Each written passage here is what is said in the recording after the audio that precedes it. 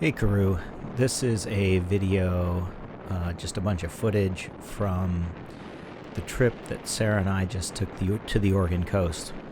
Um, there's a lot of it. It's all kind of cut together oddly, so I'm not sure how good my voiceover is going to be, but I'll tell you anyway. Obviously, you're seeing the Oregon coast here.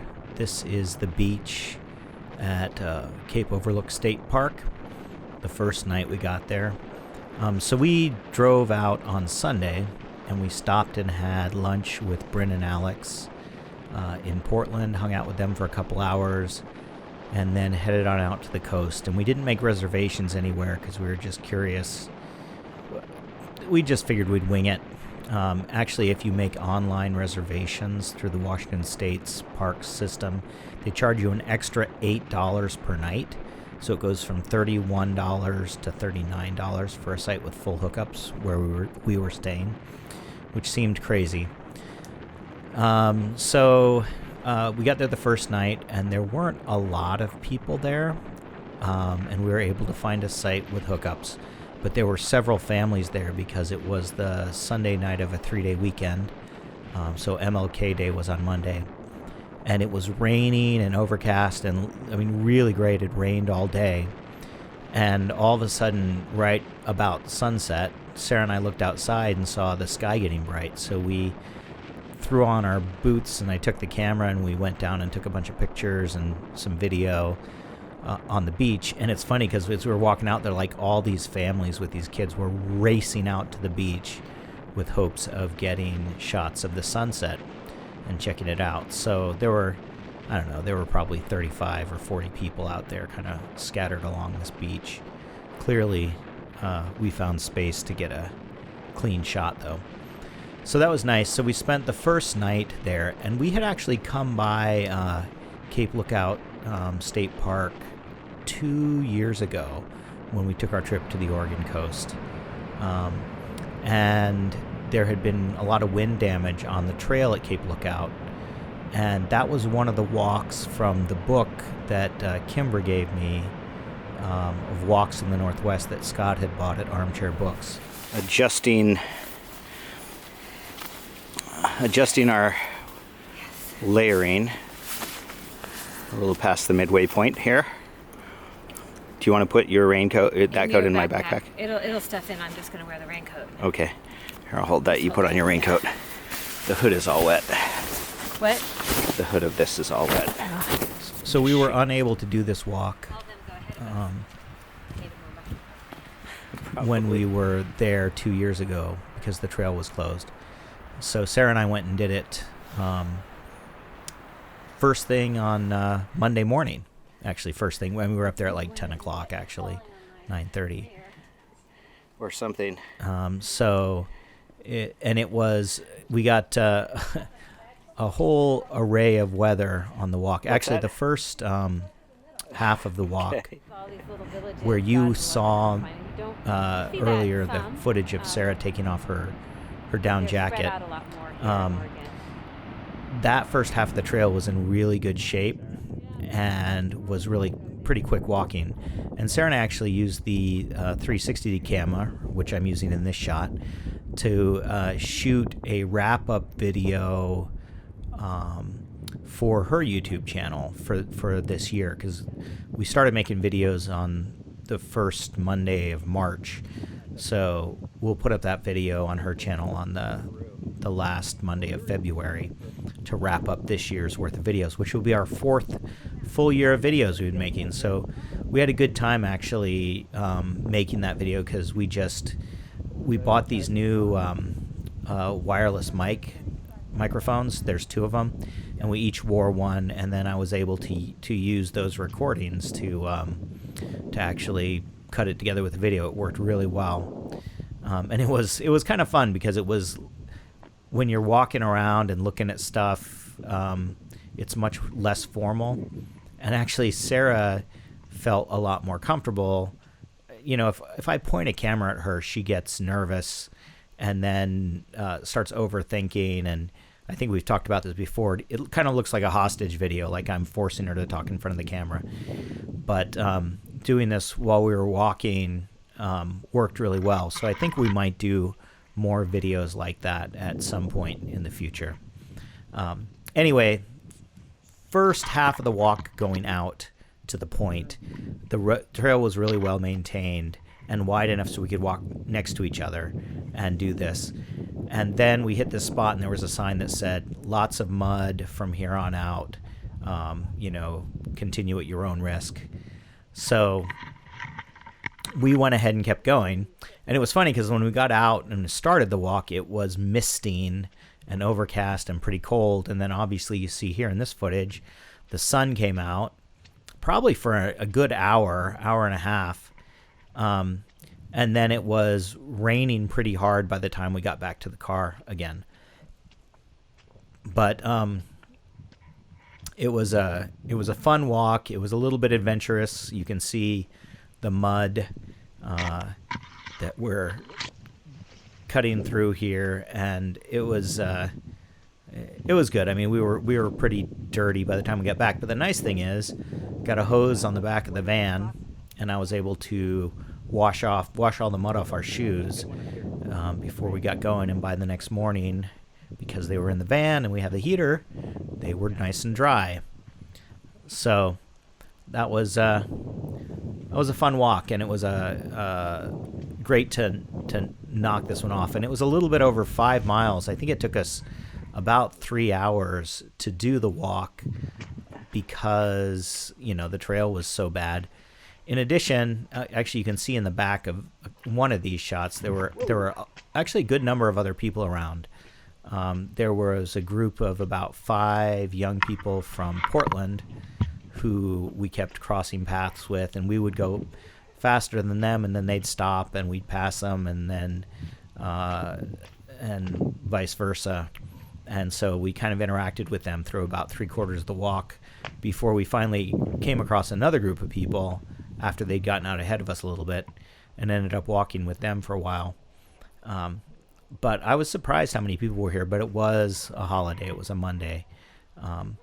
And it is, I don't know, an hour and a half, 2-hour drive from Portland out here, so it's not that far. So anyway, when we finished this walk, we went back. We went to lunch, and we went to this bar called the Upstairs Bar and Grill, which weirdly is in like these. It looks like a modular on the side of the road. And it's just like a flat ranch style building called the Upstairs Bar and Grill, but had really good pub food. We got clam strips and cheese curds, actually, as well as I got breaded shrimp, and the clam strips weren't very good, but the rest of it was good. It was a good place, and we had a fun time there. And the people were super friendly. Actually, everywhere we went on this trip, the service was really, really good, in spite of the fact they all had signs saying they're understaffed. So we went back to our camp, and I think I talked to you about this. We went back to our camp, and we found a different campsite. Actually, we paid, separately both nights there because we weren't sure we were going to stay. And we spent the night and got up the next morning, and we both worked on stuff, and that was fun. And we finished our work around, 10:30 or something, and we decided to go out for a walk. Onward and upward. On the spit, which actually you can see here. That spit, the campground is down there on, I think it's Nettarts Bay is the bay to the right. And the campground was right there in the foreground. And this was our walk on the next day. So we followed this trail. And you might think we're weenies, but we're going back at this point. There's just really nowhere to go here. So I actually wore my swim trunks to get in the water on the way back, but the waves were just so big. I just was like, I don't want to get crushed. I already talked to you about this. So then we decided to go ahead and move to Nehalem Bay State Park and spend the last 2 nights there. And this shot is from there, from Nehalem Bay State Park. And this is actually, I think, yeah, this was the next day. So we drove up there to Nehalem Bay State Park. We got lunch at a place there which was really good. Some restaurant in it's Manzanita, I think is the name of the town. And then Sarah and I walked out the beach, and there's a spit here at Nehalem Bay, and we walked all the way out to the end of it, which is about 3 miles along the beach. And this is, at the end of it, this huge debris on the beach. And we saw a couple bald eagles, which I got pictures of. Maybe I'll put a picture of in here at some point. And then we kind of cut across the sand dunes and found a trail. There was a trail for riding horses walking back. So we walked 3 miles back on that trail, which was kind of interesting. Hey, Karoo. This is Sarah and I walking back from a 3-mile walk on the beach, and we knew there was a trail, or I thought there was a trail on the spit. But what I didn't anticipate was these tremendous opportunities for a soak on the trail coming back. Sarah thinks I should just go in and do my cold soak in one of these big puddles.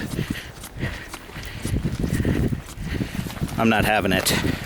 I demand real soaks. Yeah, so it had poured rain that night, and actually quit raining right before we went for a walk, and actually the sun came out, which was nice. So we did that walk.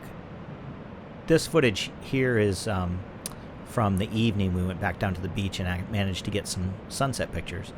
But one of the things we noticed on the walk was there were these huge hoof prints, cloven hoof prints, and big poop. And I was like, that has got to be elk.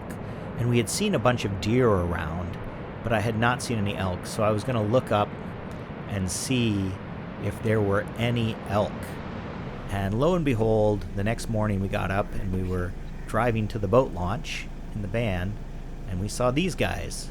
So, proof of elk. Now, I think I owe you a bit of an apology, because you asked me if I went in the ocean, and I said no. And I didn't go in the ocean.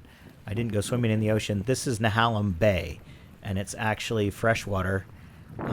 So this morning we got up, and the air temperature was 34, I think.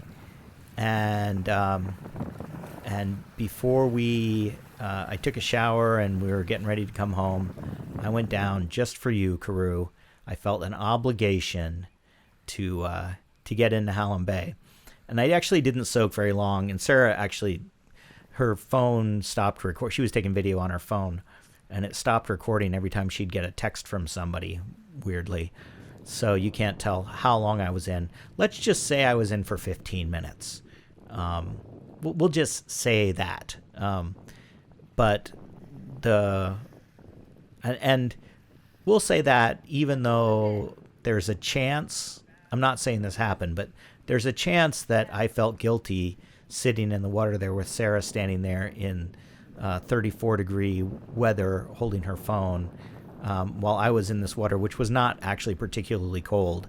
Although the waves slapping up against my head were kind of a pain in the butt, as you have told me before. I don't think I've been soaked in water that was quite this choppy before. But let's just say that I felt guilty about her standing there, and after around 2.5 to 3 minutes, I just got out, and because the water wasn't that cold and there was no reason. But in reality, I'm sure I stayed 15 minutes in the water. If that's clear, I'm sorry. So anyway, I actually went and just took a shower right afterwards. It wasn't that cold. And we went through Portland and visited some friends there who I don't think you know, had lunch with them, and then drove home, didn't manage to make it home until almost 6 o'clock. But it was a great trip. Actually, honestly, just getting out of town for a few days gives me a reset and gets me out of a rut, and I just feel kind of cleansed, like I've had a good enema. Actually, I don't know if that's true because I've never had a cleanse in that way. Yeah, that was our trip. It was fun. It was kind of spur of the moment. So we spent 2 nights at Cape Lookout and 2 nights at Nehalem Bay State Parks. And we are back in Pendleton, and I will make another video soon to tell you what's up with the house in Carnarvon. That's my story. I'm sticking to it, and I hope you're having a good one. Bye-bye.